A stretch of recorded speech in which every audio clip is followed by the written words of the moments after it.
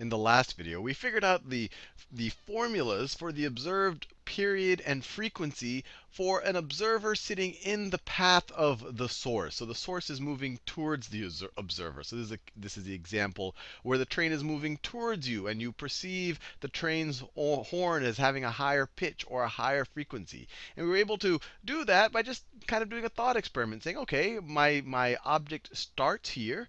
After one period, a period is just a measure of time, but it's the measure of time over which the source emits a cycle. So it emits a cycle every period.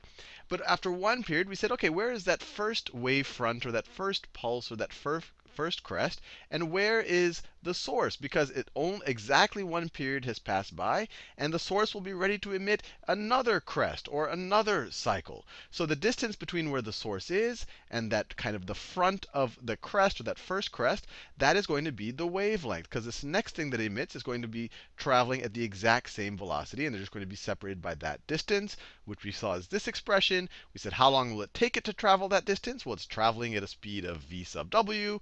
That'll tell you what the observed period would be for this dude over here. We calculated right here. And then the observed frequency is just the inverse of that. Now let's think about the situation where the observer is over here. The observer is over here. So these equations, or these formulas that we came up right here, this is observer, or let me say source traveling in direction of observer. Source traveling in observer's direction. Now let's think about the opposite case, where the source is traveling away from the observer. And that's, in this case, the observer is that guy over there. Maybe I'll do it in a different color. He'll be blue. So this is the observer. So when we started off, our source was right here. After exactly one period from the source's point of view, that first crest emitted has traveled radially outward that far. This is the distance. The velocity of the wave times the amount of time that's passed. Velocity times time is going to give you a distance. And where the source of the wave will have traveled to the right exactly this distance. Its velocity times the amount of time that's gone by. Now, in the last video, we said, okay, this guy, that wave is just passing this guy. How long will it take for that pulse that's being emitted right then to also reach him? And then that tells us the period between two pulses, or between two crests. Now let's think about that exact same situation here. That first crest is just passing this guy. And a period of, or a t sub s, which is the period of the emitted wave, has just passed by. So this guy is just about to emit another wave. So that other wave is going to be right here. So what is the distance between the crest, or the cycle, or however you want to think about it, the pulse that is passing him by right now? What is the distance between that and the pulse, the front edge of that pulse that is being emitted right at that moment? Right at that moment. Well, it's going to be this radius, which is this value. It'll be v sub w times the period. That is that distance, plus the amount of distance that our source has traveled away from this guy. So plus v sub s times the period. So that's what this distance is. And this is how far apart this wave pulse is going to be from that one, or this crest is going to be from that one. So if he's seeing this first crest right now, right at this moment, how long will it take him to see the crest that's being emitted right now, that's this far away from him? Well, it's that far away from him. So let me write this down. So the amount of time it takes for him to see the next crest, or the same point in the next cycle, that's the period. That's the observed period. That's going to be equal to this distance, the velocity of the wave, times the period from the perspective of the source, plus the velocity of the source, because the source has gotten that much further away from him. Velocity of the source times the period of the source. So that's how far the next crest is. And then you divide it by the speed of the wave, by the speed of each of the crests, which is just the velocity of the wave. And we can just factor out the t sub s's here and say this is t sub s times v sub w, the velocity of the wave, plus the velocity of the source, divided by the velocity of the wave. So this will be a larger observed period than if this guy was stationary, and especially if the observer was in the path of the guy. And it makes sense, because every time this guy issues a cycle, he is moving a little bit further away. So every crest, or the same point in the cycle, is going to be further and further apart. So you're going to have longer wavelengths, longer periods. And if you want the observed frequency for that guy over there, I'll do it in the same color.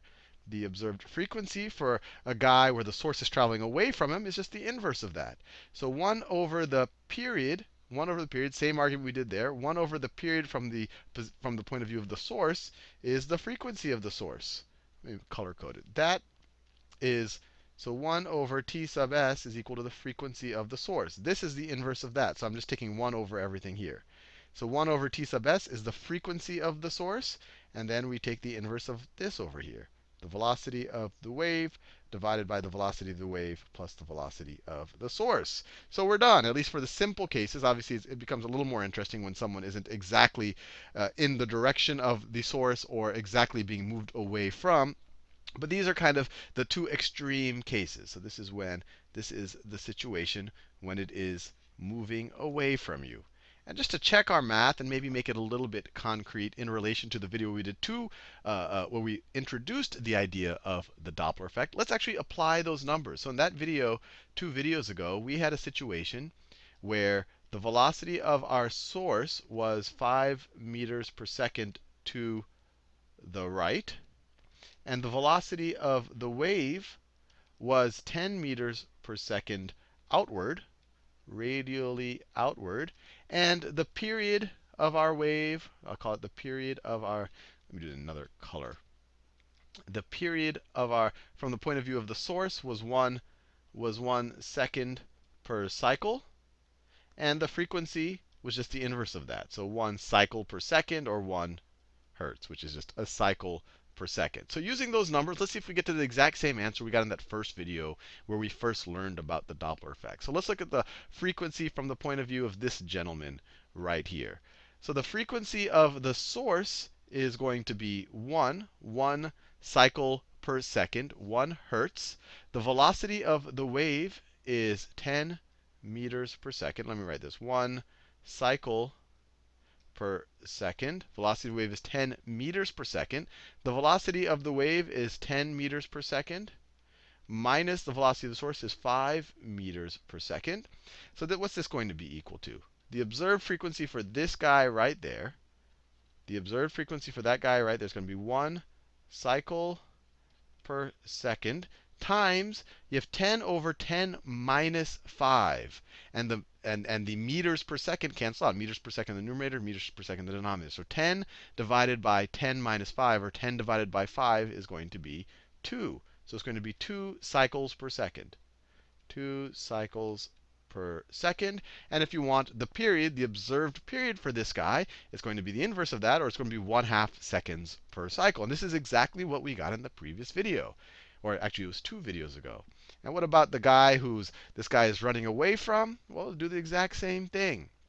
You have 1 cycle per second, or 1 hertz. That's the emitted frequency from the point of view of the source, times the velocity of the wave, divided by the velocity of the wave plus the velocity of the source, because it's moving away from him. So it's 10 over 10 plus 5. That's 10 over 15. That is 2/3. So this is equal to 2/3. The units over here I'll cancel out. This was cycles per second. So 2/3 cycle per second, which confirms the numbers we got in that first video. So that should make us feel good. And it also makes a lot of sense. This guy is going to see the wave, each crest, more frequently. He's going to observe a higher frequency. If this is sound, a higher pitch. This guy, since each crest, or the cycles, are getting spread out, he's going to see them less frequently. And if this is sound, he's going to observe a lower pitch.